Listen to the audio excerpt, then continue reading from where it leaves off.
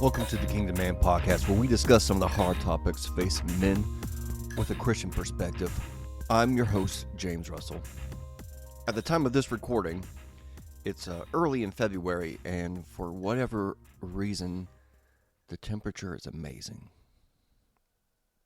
It has been very cold up until this point, and in fact, yesterday was warm, quite warm, but today is a gorgeous day. So I'm sitting here with my windows open, so if you hear things in the background, like a barking squirrel or maybe a barking dog, definitely some vehicles going by, just allow that to soothe you. Because today I want to talk a little bit about something that will drastically reduce your stress, will improve your sleep pattern, improve your athletic performance and endurance, and it's so simple. Everyone does it, but very few people do it well. What is it? It's a little thing called breathing. Like I said, everyone does it, but not everyone does it well. I am no expert when it comes to breathing, but it's something that I have learned is quite important. And if I find that it's quite important, then maybe it's important enough to talk about. So I'll give you some of my understandings, the things that I have heard, some of the things I have read, but I'm not coming to you with necessarily the facts. I don't have the facts in front of me. You shouldn't take my word as gospel. You should do your research. So I want you to be able to breathe. In fact, right now, oh gosh, I can't believe I'm doing this. Take a deep breath. Breathe in through the nose and out through the mouth, or out through the nose. It doesn't really matter. One of the amazing things about breathing is something that you do without thinking about it, but it's also something that you can do by thinking about it. So when someone tells you to breathe, you can think and say, okay, take a deep breath, I'll take a deep breath. But at the same time, you can not have to think about it, and your body takes over. It's amazing. Sometimes it's a bother in the middle of the night when I'm, trying to go to sleep or whatever the deal may be, and realize, oh gosh, now I'm thinking about breathing. If I'm thinking about breathing, then how am I going to get back to where I don't have to think about breathing? Maybe that's just me. Maybe you've been there, but maybe it's just me. But so here is the story of why breathing has become so important to me, or something that I realize is important. I hate to say it because I've learned so much through this medium of, you've guessed it, jiu-jitsu. When I first started jiu-jitsu, of course, I had some knowledge from watching videos and YouTube and things like that, so I have an idea of what it's about. But, tagging on to last week's podcast, I had no experience, and knowledge without experience isn't very useful. So at this point, I have 2 years of experiencing jiu-jitsu, which means I have just barely scratched the surface on understanding anything, but I'm enjoying the process. But one of the first lessons I had to learn was to breathe. Because in a situation when someone is trying their best to control you, to manipulate you, to choke you, to submit you, with all of those things racing through my unexperienced, uneducated mind, my heart rate begins to increase. My breathing becomes rapid. And when those things happen, your senses begin to dull almost. You get the tunnel vision where you're not seeing the periphery anymore. You become very focused on certain things, and unfortunately, when you're focused on one thing, you're missing other things. And that is not useful in jiu-jitsu, because there's not just one attack. There's many ways to choke out your competition, to submit your partner. I would push with all my might because I have found myself in a bad position. So I would just push and try to roll and move and realize I've got no more energy. I've got no more breath. And we still have like 3 minutes left in this round. How in the world do you do this? Apparently, these guys are really fit. And that may be the case, but it's not always the case. What they've learned and what I had to learn was to breathe. Just because you're in a bad spot doesn't mean that you're in trouble. Just because things aren't ideal doesn't mean I need to shift my body and go into like crisis mode. So one of the first things you have to do is breathe. You may be uncomfortable. You may be in a bad position, but that doesn't mean you can't breathe. Now, there may come a point, especially in jiu-jitsu, where when you cannot breathe, and in which case you want to get out of that by using the best way, the tap. But I want to take this out of just the jiu-jitsu realm and put it into your life, because sometimes you just can't tap out. And just because there's a whole lot of stress going on and you found yourself in a bad situation doesn't mean that you need to fight with everything in you. Going back to jiu-jitsu, you may be fighting one thing that's not really the threat when there's other things going on, but you become so focused on the one thing that you're missing the other things. And what you need to do is breathe. When you breathe in, it actually triggers your heart to speed up. So when people begin to hyperventilate, what they're doing is telling their heart rate to speed up and speed up and speed up and speed up.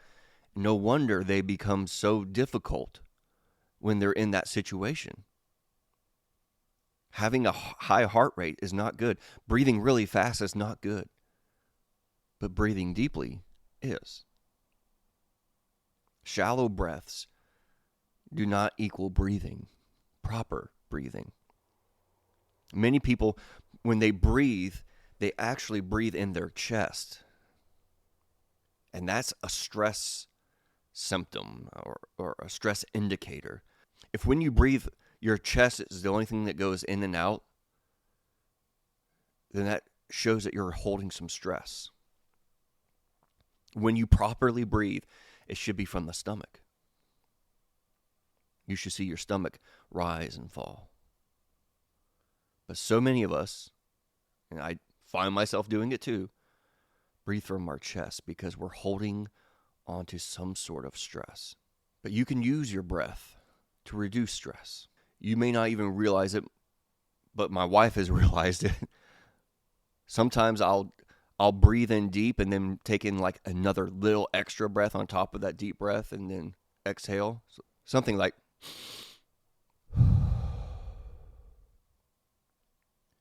and she thought that was weird. And then she realized that our dogs did it too.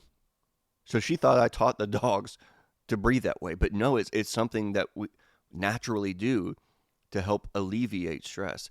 Because like I said, when you breathe in, your heart rate increases. But when you exhale, it signals the heart to decrease. So when you find yourself in a situation when the anxiety starts to deepen and you feel your heart rate rise, that's one of the best things that you can do is start breathing in and slowly out. The longer that you can breathe out, the more it tells your heart rate to slow down. It lets your body know that, hey, we're not in danger. I'm not about to fall off the roof, because your body doesn't do well with interpreting stresses differently. Being on the edge of a very high roof and having an uncomfortable conversation with your boss, your body says it's the same thing. It sees the stress as the same thing. But when we breathe, we can begin to separate that. So breathing is very important. When you find yourself in a tough situation, take some time and breathe. So it's good for stress reduction, relaxation, lowering cortisol, which is the stress hormone. And it also allows the proper amount of oxygen to reach the brain.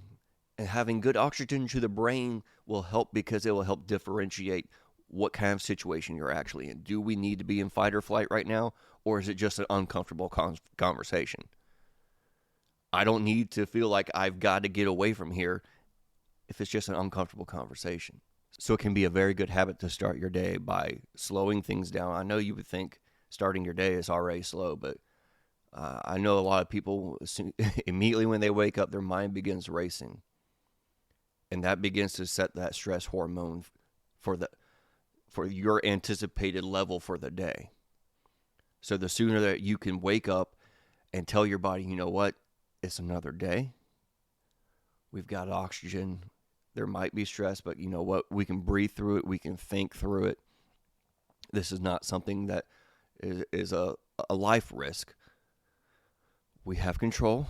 We can think about this. We can breathe. And we can move on.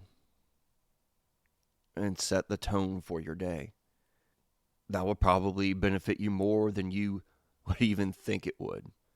Now, jumping to the religious side of the house, because, this is the Kingdom Man podcast.